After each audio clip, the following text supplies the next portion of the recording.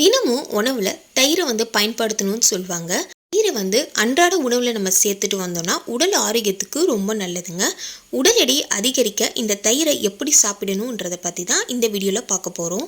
இந்த தயிர்ல எக்கச்சக்கமான நன்மைகளும் சத்துக்களும் இருக்குங்க.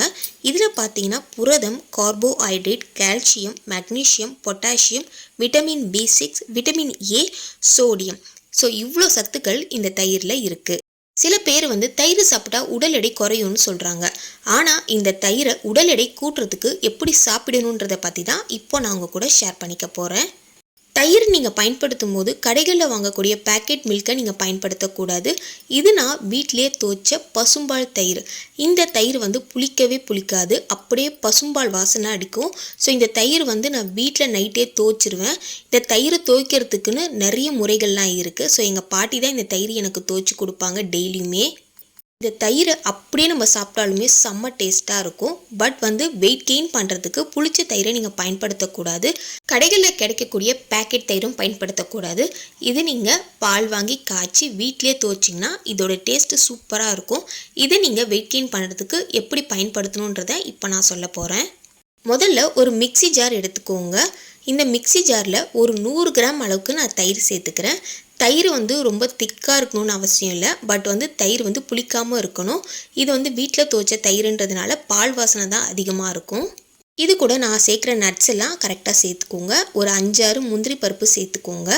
இது கூடவே பார்த்தீங்கன்னா ஒரு 5 பாதாம் சேர்த்துக்கோங்க. நட்ஸ் எல்லாமே பார்த்தீங்கன்னா நம்ம சேர்க்குற நட்ஸ் எல்லாமே ரொம்ப ரொம்ப ஹெல்த்தி தான். ஸோ இது கூட உலர் திராட்சை ஒரு கைப்பிடி அளவு சேர்த்துக்கோங்க. அடுத்ததாக ஒரு 2 பேரிச்சம்பழம் சேர்த்துக்கிறேன். பேரிச்சம்பழத்தில் இருக்கக்கூடிய கொட்டையை ரிமூவ் பண்ணிவிட்டு 2 பேரிச்சம்பழம் சேர்த்துக்கோங்க. பேரிச்சம்பழம் சாப்பிட்றது மூலிமா இரும்பு சத்து தான். ஸோ டெய்லியுமே 2 பேரிச்சம்பழம் நீங்கள் சாப்பிட்டுட்டு வரலாம்.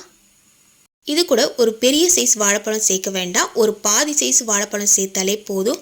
நேந்திர பழம் இல்லைன்னா செவ்வாழை, ஸோ எது இருக்கோ அதையும் நீங்கள் சேர்த்துக்கலாம்.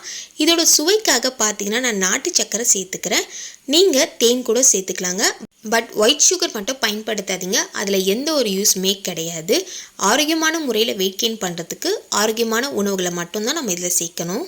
இதை நல்லா நைஸாக அரைச்சி எடுத்துக்கோங்க. ஒரு ஸ்மூத்தி கன்சிஸ்டன்சிக்கு வர மாதிரி நல்லா அரைச்சி எடுத்துக்கோங்க. இது தயிர் மாதிரியே இருக்காது, பட் செம்ம டேஸ்ட்டாக இருக்கும். இதை நீங்கள் கொஞ்சம் சில் பண்ணி ஃப்ரிட்ஜில் வச்சு கூட எடுத்துக்கலாம். இல்லைனா அப்படியே இதை நீங்கள் ஸ்மூத்தி மாதிரி குடிக்கலாங்க.